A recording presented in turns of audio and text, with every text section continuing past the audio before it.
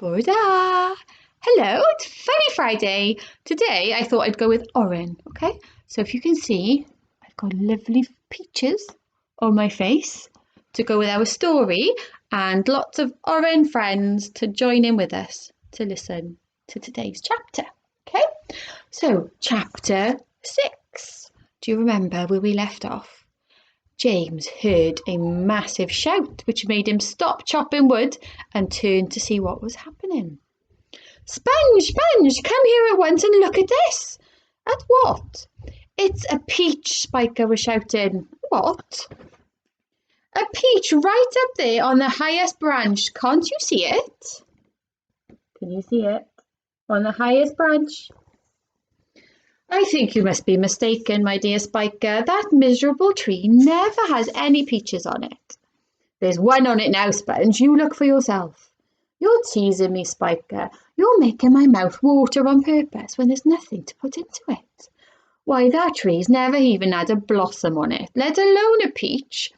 Right up on the highest branch, you say? I can't see a thing. Very funny. Ha ha. Good gracious me! Well, I'll be blowed. There really is a peach up there. A nice big one too, Aunt Spiker said. A beauty, Aunt Sponge cried out. At this point, James slowly put down his chopper and turned and looked across at the two women who were standing underneath the peach tree.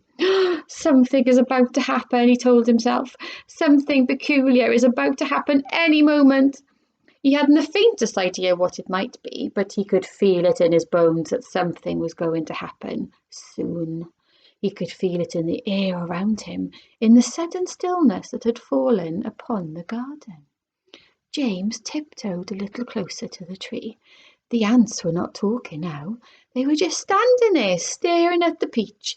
There was not a sound anywhere, not even a breath of wind, and overhead the sun blazed down upon them out of a deep blue sky. It looks ripe to me, Aunt Spiker said, breaking the silence. Then why don't we eat it? Aunt Sponge suggested, licking her thick lips. We can have half each. Here you, James, come over here at once and climb this tree. James came running over. I want you to pick that peach up there on the highest branch, Aunt Sponge went on. Can you see it? Yes, Auntie Sponge, I can see it. And don't you dare eat any of it yourself. Your Aunt Spiker and I are going to have it between us, right here and now, half each. Get on with you, up you go. James crossed over to the tree trunk. Stop, Aunt Spiker said quickly. Hold everything.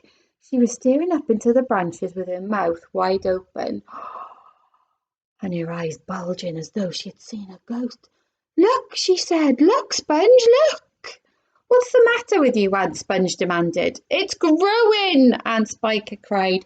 It's getting bigger and bigger. What is? The peach, of course. You're joking. Well, look for yourself. But my dear Spiker, that's perfectly ridiculous. That's impossible. That's now, wait just a minute. No, that can't be right. No, yes. Great Scott, the thing really is growing. It's nearly twice as big as already, Aunt Spiker shouted. It can't be true. It is true. It must be a miracle. Watch it. I am watching it. Great heavens alive, Aunt Spiker yelled. I can actually see the thing bulging and swelling before my very eyes. The two women and a small boy stood absolutely still on the grass underneath the tree, gazing up at this extraordinary fruit. James's little face was glowing with excitement. His eyes were as big and bright as two stars. He could see the peach swelling larger and larger, as clearly as if it were a balloon being blown up. In half a minute it was the size of a melon, and in another half a minute it was twice as big again. Just look at it growing, Aunt Spiker cried.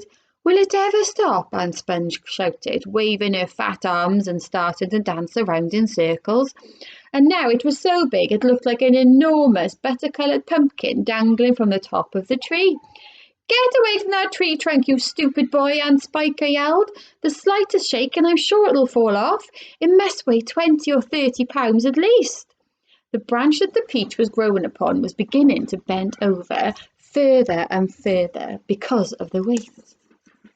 Stand back, Aunt Sponge shouted. It's coming down. The branch is going to break. But the branch didn't break. It simply bent over more and more as the peach got heavier and heavier. Look how big that peach is. Massive! In another minute, this mammoth fruit was as large and round and fat as Aunt Sponge herself, and probably just as heavy. It has to stop now, Aunt Spiker yelled. It can't go on forever. But it didn't stop. Soon it was the size of a small car and reached halfway to the ground. Both ants were now hopping around and around the tree, clapping their hands and shouting all sorts of silly things in their excitement. Hallelujah! Aunt Spiker shouted. What a peach! What a peach! Terrifico! Aunt Sponge cried out. Magnifico! Splendifico! And what a meal! It's still growing. I know.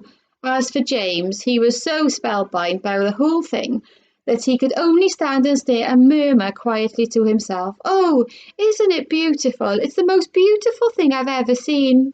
Shut up, you little twerp, Aunt Spiker snapped, happening to overhear him. It's none of your business. That's right, Aunt Sponge declared. It's got nothing to do with you whatsoever. Keep out of it. Look, Aunt Spiker shouted. It's growing faster than ever now. It's speeding up. I see it, Spiker. I do. Bigger and bigger grew the peach. Bigger and bigger and bigger. Then at last, when it had become nearly as tall as the tree that it was growing on, as tall and wide, in fact, as a small house, the bottom part of it gently touched the ground, and there it rested. It can't fall off now, Aunt Sponge shouted. It's stopped growing, Aunt Spiker cried. No, it hasn't. Yes, it has. It's slowing down, Spiker. It's slowing down, but it hasn't stopped yet. You watch it. There was a pause. It has now. I believe you're right. Do you think it's safe to touch it? I don't know. You'd better be careful. Aunt Sponge and Aunt Spiker began walking slowly around the peach, inspecting it very cautiously from all sides.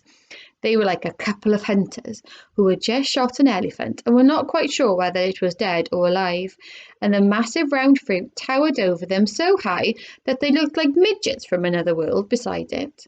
The skin of the peach was very beautiful, a rich buttery yellow with patches of brilliant pink and red. Aunt Sponge advanced cautiously and touched it with the tip of one finger. It's ripe, she cried. It's just perfect. Now look here, Spiker. Why don't we go and get a shovel right away and dig out a great big chunk of it for you and me to eat? No, Aunt Spiker said, not yet. Why ever not? Because I say so.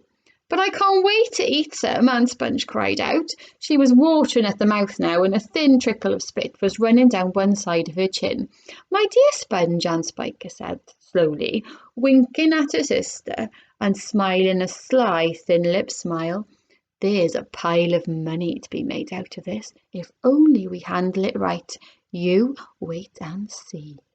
And that's the end of chapter 7. I cannot wait to see what happens next. How about you? I hope you all have a beautiful sunny day and a lovely weekend, and I will see you Monday for chapter 8 of James and the Giant Peach. Okay. Oh, I wonder who these characters are. Au revoir, Dawaki. Bye.